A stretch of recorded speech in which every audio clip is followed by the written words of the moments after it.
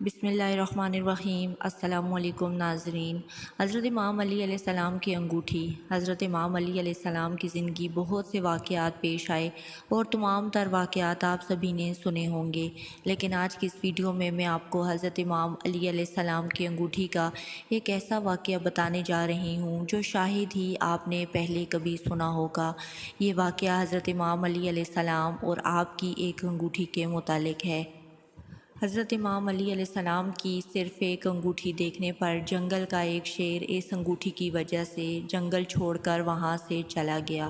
حضرت امام علی علیہ السلام کو شیر خدا بھی کہا جاتا ہے اور شیر خدا آپ کا لقب ہے۔ حضرت امام علی علیہ السلام کا ہر واقعہ ہی ایمان کو تازگی دیتا ہے۔ آج کا واقعہ بھی کچھ اس طرح ہے۔ ایک مرتبہ حضرت امام علی علیہ السلام تشریف فرما تھے کہ ایک شخص حضرت امام علی علیہ السلام کی خدمت میں حاضر ہوا اور عرض کرنے لگا، یا امیر المومنین حضرت امام علی، میں سفر کا ارادہ رکھتا ہوں، لیکن رستے میں مجھے شیر اور جنگلی جانوروں کا خطرہ ہے، میں کیا کروں؟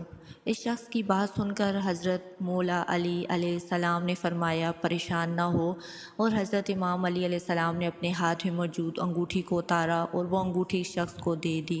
حضرت علی علیہ السلام نے فرمایا، بندہ خدا، دوران سفر جب بھی تمہارے سامنے کوئی شیر یا کوئی جنگلی درندہ آ جائے تو اس کو یہ انگوٹھی دکھا دینا اور کہنا یہ انگوٹھی حضرت امام علی علیہ السلام کی ہے۔ اس شخص نے اس انگوٹھی کو دیکھا تو اس انگوٹھی کو امام علی علیہ السلام سے لے لیا۔ اس کے بعد وہ اپنے سفر کے لیے روانہ ہو گیا۔ جس رستے سے وہ جانے لگا تھا اس رستے میں جنگل پڑتا تھا۔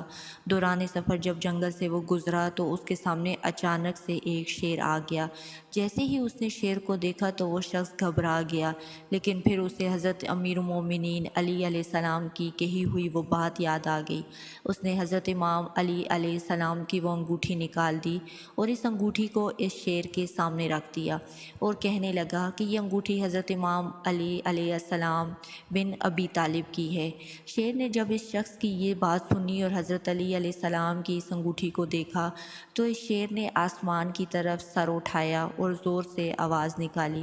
اس شیر نے اپنا منہ زمین کی طرف کیا اور پھر آواز نکالی۔ اسی طرح اس نے مغرب اور مشرق کی طرف دیکھا اور اس طرح دونوں طرف دیکھ کر اس نے پھر سے وہ آواز نکالی۔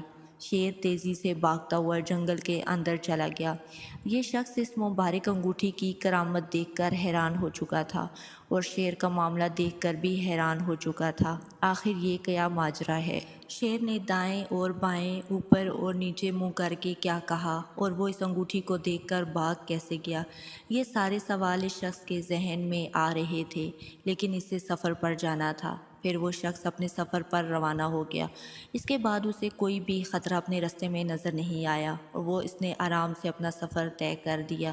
اس کے بعد جب وہ اپنے سفر سے واپس آنے لگا تو واپسی میں اسے اسی جنگل سے آ رہا تھا۔ اسی جنگل میں سفر میں کوئی ایسا پریشان کرنے والا جانور نہیں ملا اور وہ آسانی سے واپس آ گیا۔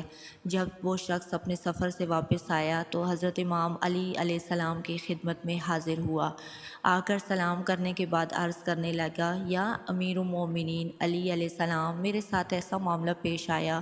شیر نے جب اس کی انگوٹھی دیکھی تو اس نے منہ آسمان کی طرف کر کے ایک دہاڑ ماری اور پھر نیچے زمین کی طرف دیکھ کر ایک اور دہاڑ ماری۔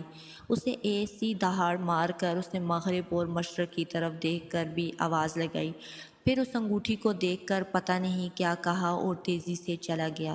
اس شخص کی یہ بات سن کر حضرت امام علی علیہ السلام نے فرمایا، اے بندہ خدا کی قسم، تم کو یہ پتہ ہے کہ ان آوازوں میں جو اس نے شیر نے آسمان اور زمین کی طرف دیکھا اور آواز نکالی اور مشرق اور مغرب کی جانب دیکھ کر ان آوازوں کا کیا مطلب ہے؟ تو اس شخص نے عرض کیا، بالکل نہیں، آپ مجھ سے بہتر جانتے ہیں۔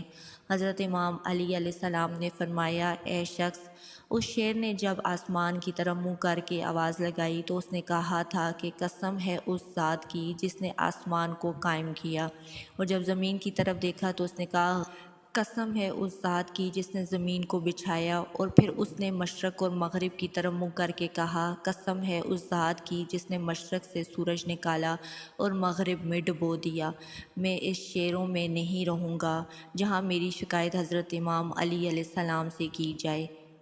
شان ہے ہمارے علی علیہ السلام کی کہ جنگل کا شیر جسے سبھی لوگ ڈرتے ہیں وہ بھی امام علی علیہ السلام کا ادب کرتا ہے۔